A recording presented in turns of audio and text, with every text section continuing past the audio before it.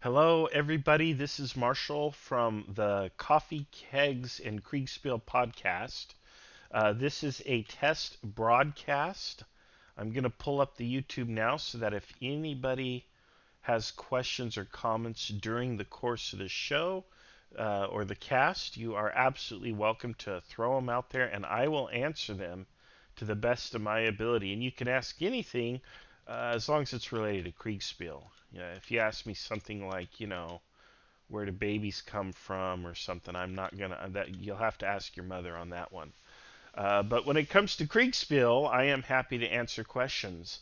I would like to turn on my camera so like you can see how handsome I am. I am wearing my really cool International Kriegsspiel Society hoodie, and I can't even show you because I don't know how to get the camera to work on this. So, um, I bet you I can mess around with it in OBS. I'll have to ask an expert, a guru.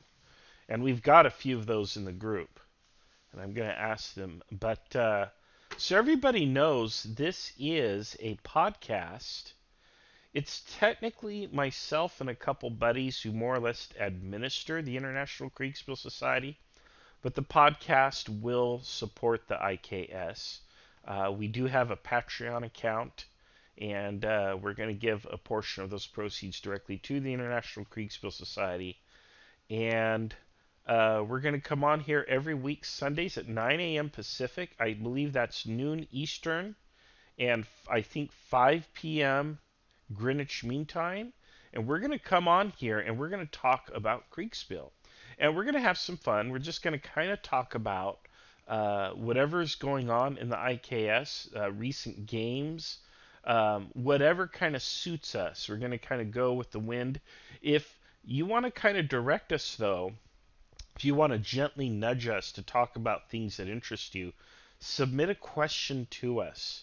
And if we get a question from you, like on our YouTube, like right now, we've got a concurrent viewer. That's probably me. But if somebody says, "Hey, I have a question for you," and you drop it into the YouTube, chances are more than likely we'll stop and answer your question. And that's how you guide the conversation. So if we're rambling on about, how terribly Justin plays Kriegsspiel, which is not at all the case, I'm making that up. But let's say, for example, we're prattling on about something and you have no clue who Justin is, and you really don't care, and you want to know how do you calculate odds in a battle between two different kinds of units or something. Well, hey, drop that question into the chat and we'll see that and we'll address it. We'll address it. The Patreon also is going to have a few different tiers. I don't know how it appears here or how I communicate what that is to you. I don't know. I think I can drop the link into here, can't I? Into the comments. That's our stream key, so I've already messed that up. But I believe I can do it here. And look, I think I can put that on the screen. I'm sharing my screen. I think you should be able to see that. Let's see if it pops up on the YouTube. And there's the link. And I don't see it on the YouTube. I wonder if I have to select. Oh, there it is. It just popped up. There's a delay. And so here you have it, and you can, click some of these other things. And at the higher tiers, we'll talk to you a little bit more in depth. And if you want to learn the actual systems, we will actually dedicate a couple, 2 or 3 hours of our time over a couple months. And we will literally sit down with you and teach you how to run a Kriegsspiel. No problem. Now, just so people know, you can also acquire all this knowledge absolutely for free just by joining the International Kriegsspiel Society. You go to our website at kriegsspiel.org and you go to the Discord, and I'll take you to the website. I'll show you the website here. Here it is. And you click Join Discord, and you just click it and join our Discord. And then you volunteer to assist as an umpire, and we will teach you all the secrets for free. So you can learn all this stuff for free, but if you want to learn it right away, all at one time, I recommend that you kind of take the Patreon route. And yes, I'm sorry we have to charge, but we're going to have to take time out of our day to teach you these systems that we have developed, which we put a lot of work into. But we'll teach them and we'll guide you and help you out. And if it takes more than 2 or 3 hours, we'll probably invest that time. We're a friendly bunch. But that's the option there. And let's see. Justin is telling me that we already have the please support us on Patreon in the YouTube video. Okay, so we're already begging sufficiently in the YouTube video. I'll have to see how that looks on the viewer end. But again, I do want to emphasize to you that you can learn all of this knowledge for free. You do not have to become a supporter. We're not going to paywall all of this knowledge. If you're one of those people who just doesn't have a lot of money, or maybe you kind of think it's silly, whatever, just join. We'll probably ask you to play a game or two before you become an assistant, because I think that's really useful for people to play the game before they start umpiring the game. I know there's a lot of people that want to jump right into umpiring, but you really do have to experience it as a player, and it's a lot of fun. This here is the red and blue set that we use, and the pieces have these little stars on them which indicate different quality rankings, and they have the little dice here. Tells you what dice to use when throwing dice for the piece. That's not on these. I ran a game last weekend with these. These are light infantry, and I didn't know what dice to roll for them. I don't even know what I was. I think I was rolling the D10s, which are the cavalry dice for them. I don't know if that's correct or not. Here's your supply wagons. So your supply trains do not throw dice. Look, it's like Christmas. Where's the Halloween set, right? We don't have that, but we do have the blue set. And that's because in Kriegsspiel it is customary to have the two sides represented as red versus blue. Now, that's because the Austrian colors were kind of red and green, and the French colors were blue and white. And that's why a traditional Kriegsspiel set tends to come in those colors. However, we make custom pieces because my thing is the map has to look nice and the pieces have to look nice, because players are going to sit around it and they're going to stare at it for a while, sometimes hours. You want these things to look nice. You don't want them to look crude or sloppily put together. All right, here's a question. So Mike Stefan asks, do you use the 1824 Kriegsspiel rules or your own homebrewed rules? We do not use 1824 rules. The reason is original Kriegsspiel was not designed as a game. Now, it was played as a game kind of early on, but eventually they kind of codified the rules, and it was this type of game that took a long time to play. And then by the 1860s, they started using it for training purposes. And it was not played as a game. It wasn't played for entertainment purposes. It was kind of like drill for army soldiers. It's drill for cadets in a way, in that the cadets are going to learn how to manage, how to command a force, a small force of troops usually, in the field. Generals also played the game to kind of get some insight, to kind of war game things. But again, it was a serious pursuit. It took a long time to play. And one of the things is today, everybody wants to play it as a game, but one of the problems that we have is if you play it as a game, there's only so much time to get into the game and enjoy it. So as a consequence, we've had to streamline rules and kind of create our own homebrewed set. Incidentally, the original Kriegsspiel fellows realized that the rules kind of got in the way of what they were trying to teach. And the rules went through multiple revisions. And even in the 19th century, there were different styles and ways of playing Kriegsspiel.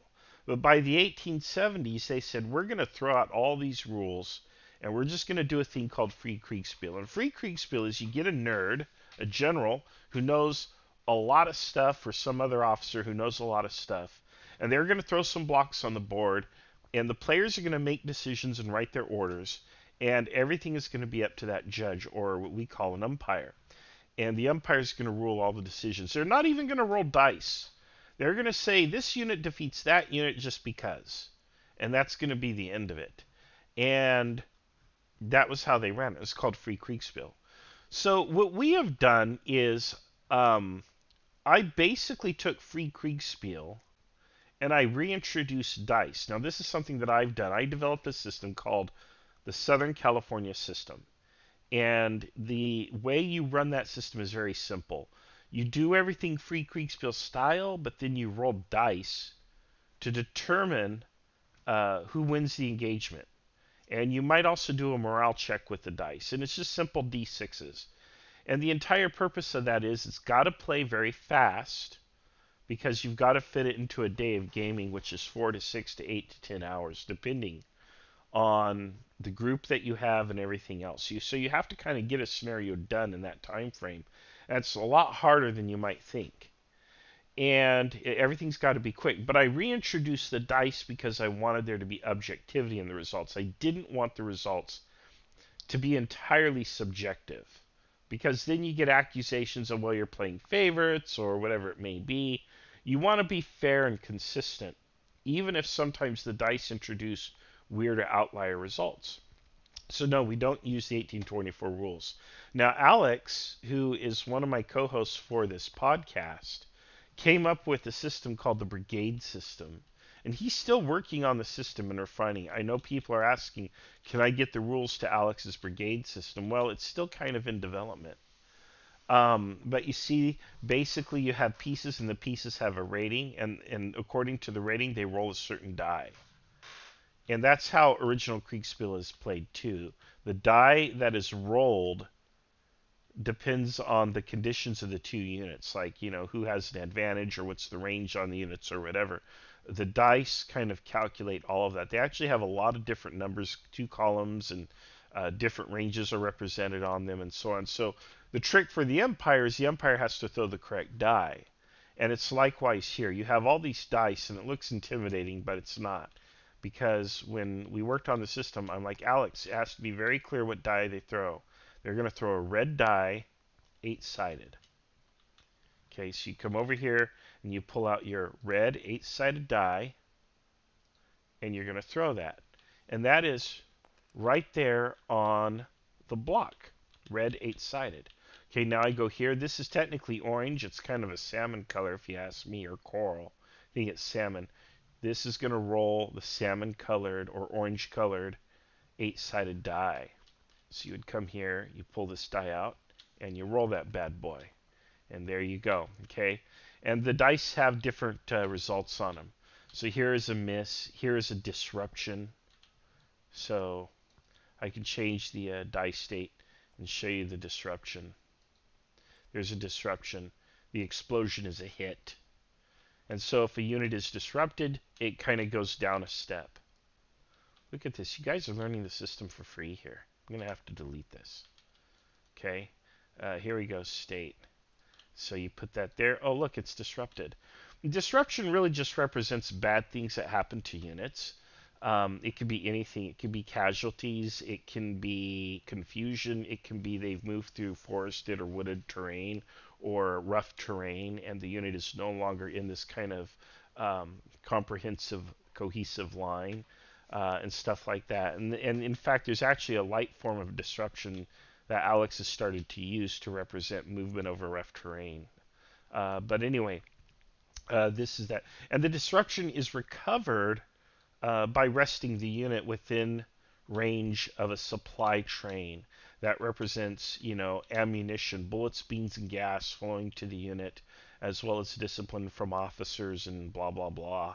So a lot of things are abstracted. And how do we get away with this then? If we're doing this, are we still playing Kriegsspiel? And the answer, of course, is yes, we're still playing Kriegsspiel, because the essence of Kriegsspiel is that you have a double-blind, umpired game that stresses the fog of war. That's the essence of Kriegsspiel. There's an emphasis on written orders, communications with your teammates.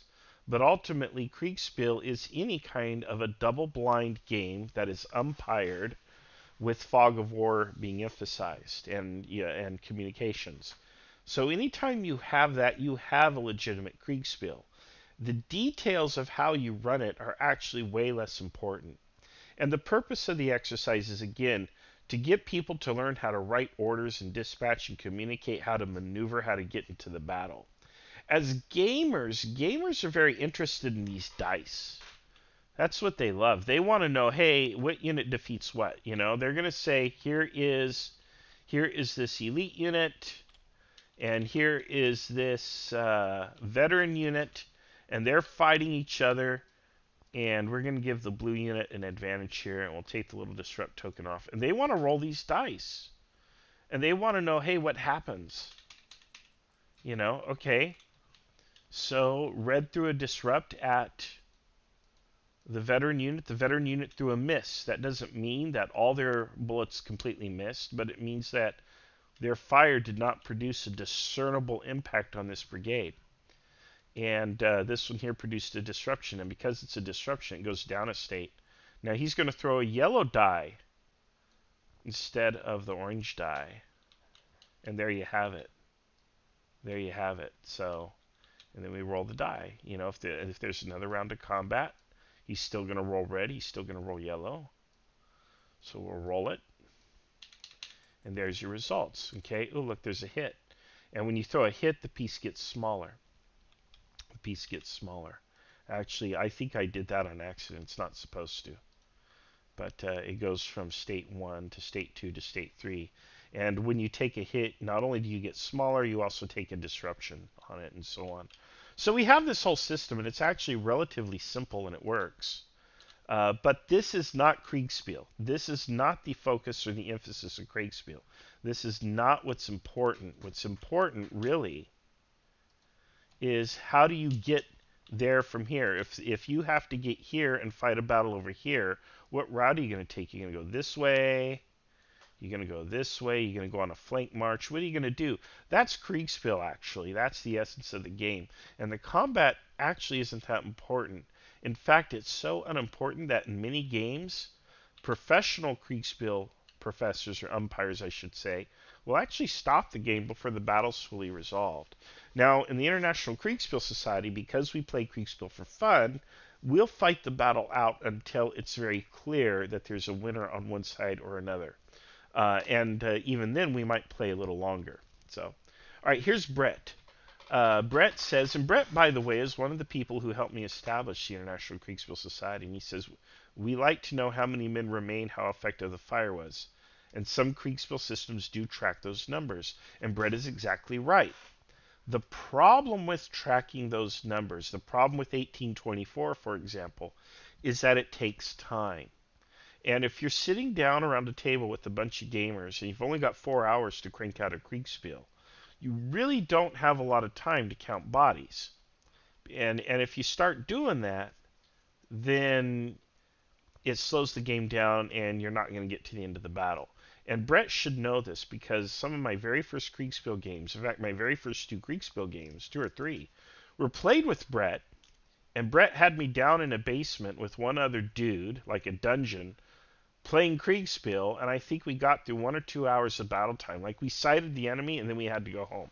So that's why we don't play 1824, because it's kind of an unwieldy and impractical system.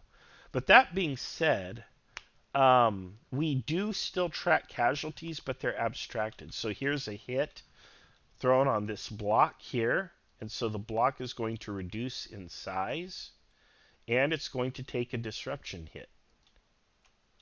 Okay, and so it's going to disrupt to its second state. So from 3 to 2, and now it's going to throw the pink or salmon colored or orange colored. Technically, it's supposed to be orange, but it's salmon, folks. Colored die. Okay, and generally speaking, when, if you're commanding these units, you're going to want to pull them out, especially this guy here. Even though he's getting the better of this elite unit, he needs to get out of there because 1 more disruption or 2 more disruptions and he's going to break. Let's roll the dice and see what happens. Okay, so this star here represents an advantage hit. And because this unit is on high ground, he does have the advantage. So this unit has just taken another hit.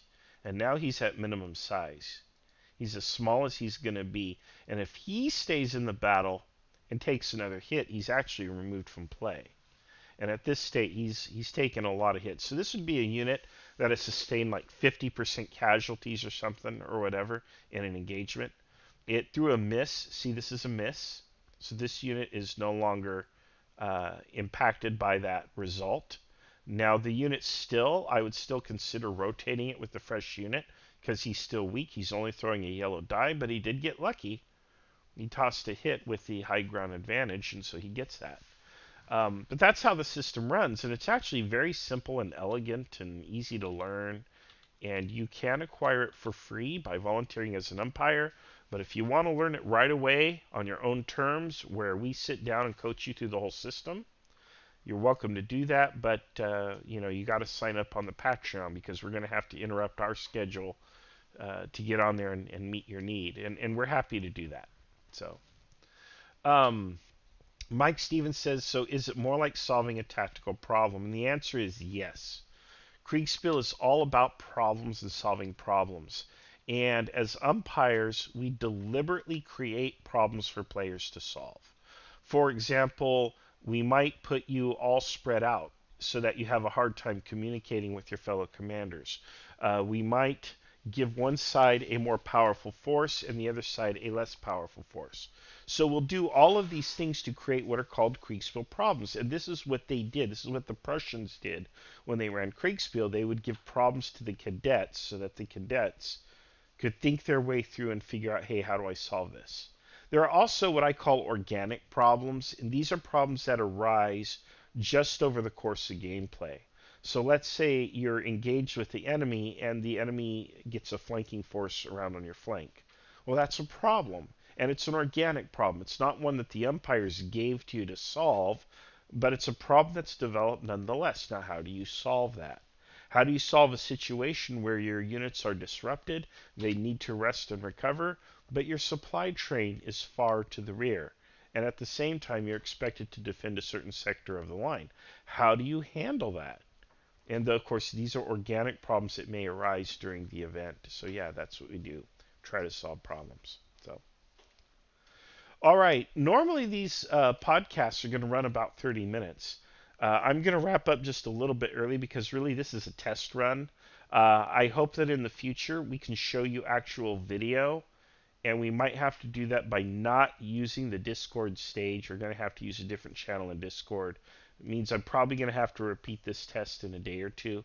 But anyway, I just wanted to kind of come on here. It looks like you folks can hear me and interact with me, which is great. It looks like everything seems to be working.